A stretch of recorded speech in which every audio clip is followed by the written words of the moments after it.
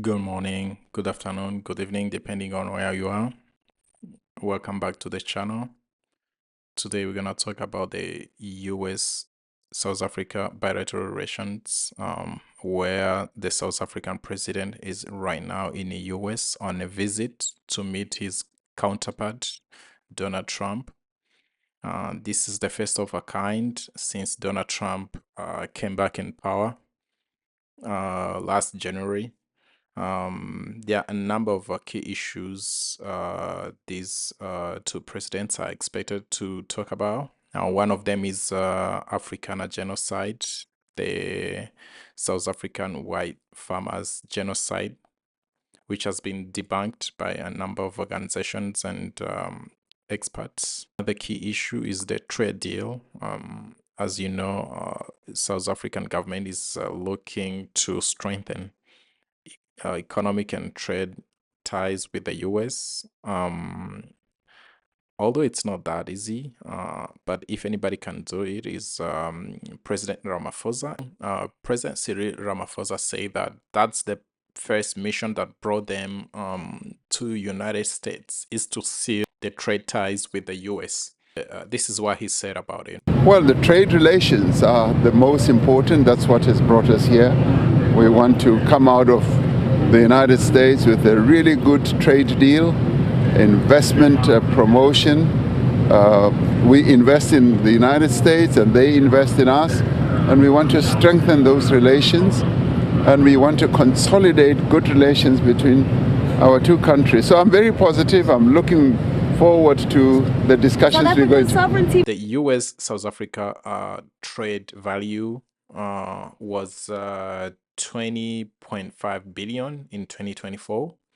The U.S. goods exports to South Africa in 2024 were 5.8 billion, down 18.3%, which is equal to 1.3 billion.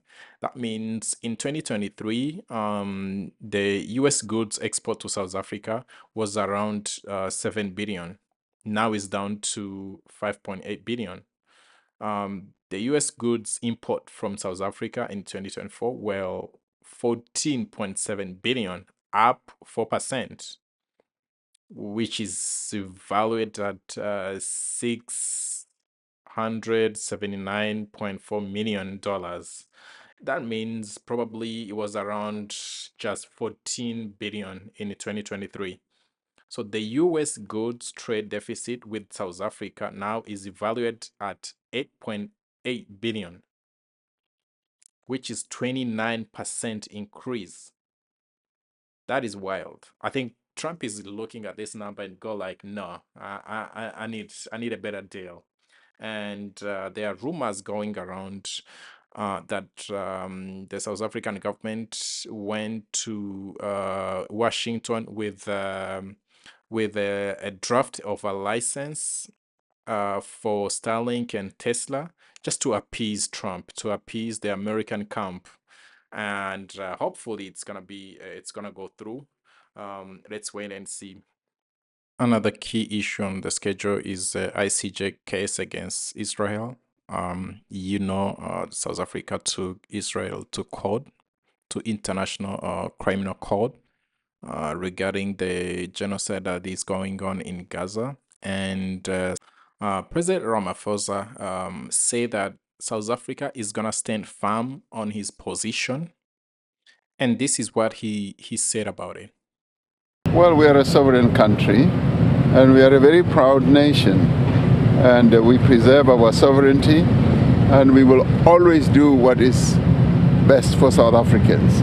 Well, we are going to have an opportunity to discuss geopolitical issues, not only Israel, but also Ukraine, and so all these matters will be on the table for proper discussion. And we are very rational when it comes to discussing global and geopolitical matters, and we will put South Africa's interest first, and our own foreign policy positions will be well clarified. The last point I think is on the agenda is the G20 summit that is taking place this year, late this year, in Johannesburg. and President Ramaphosa is trying to convince President Trump to attend.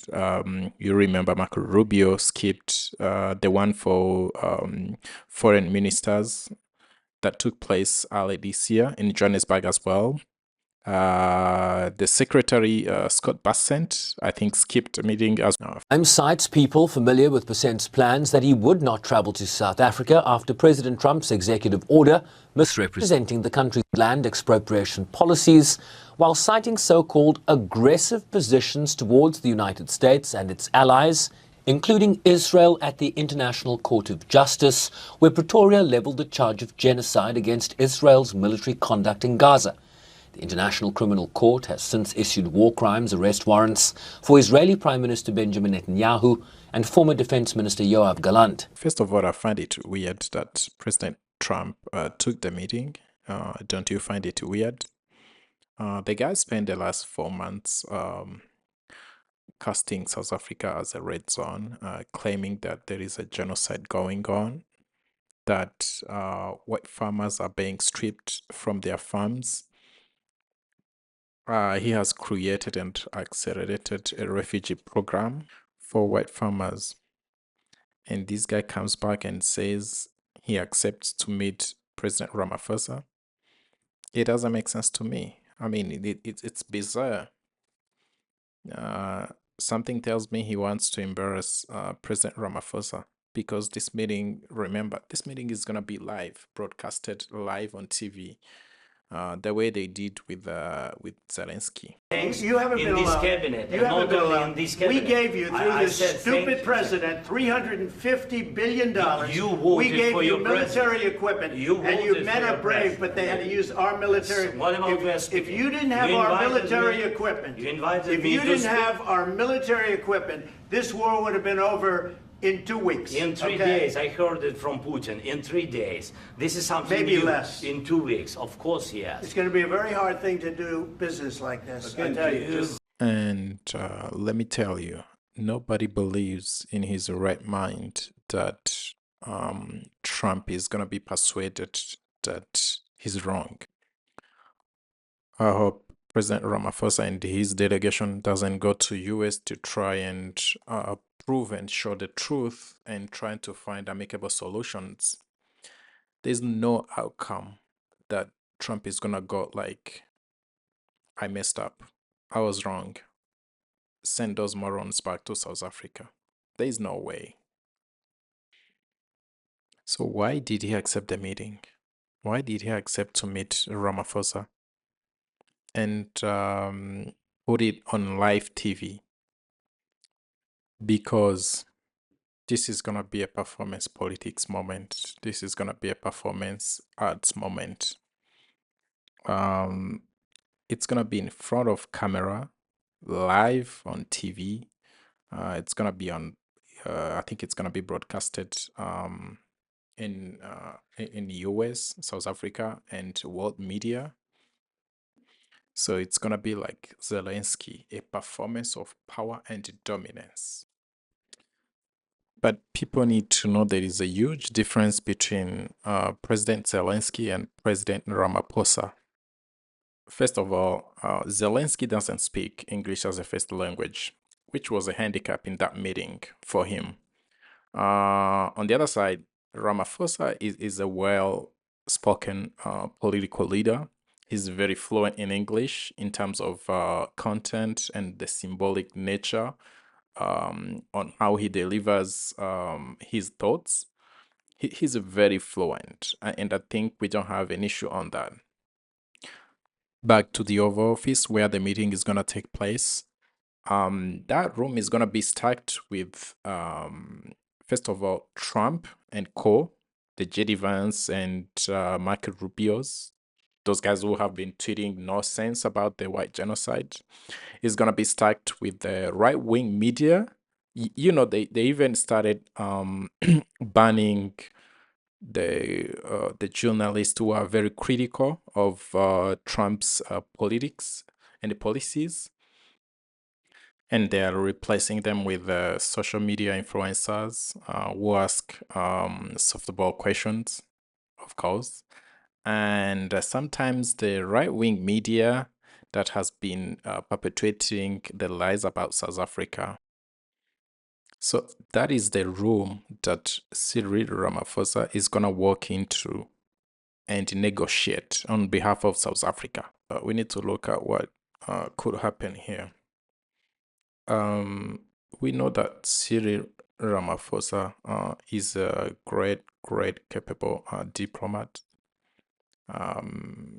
The guy knows how to meet people, shake hands, smile. He's a soft spoken. He knows how to get his thoughts across. He's very calm. He has an incredible self-control. It is very unlikely we're gonna get Zelensky type of meeting. That could upset Trump's camp, because if they see they can't get a rise out of him, they're gonna double down, they're gonna scream, they're gonna try to speak over him and provoke him. They will try to overwhelm him. They will try to have him speak as less as possible. I think they will disagree as much as possible, just to dominate the meeting so that their camp get those viral clip moments. But if there is anybody who's capable to handle that pressure, is Cyril Ramaphosa. I was amused to hear that the right-wing media is thinking that this is the hardest thing President Ramaphosa has had to deal with. I can tell you, President Cyril Ramaphosa is a serious operator.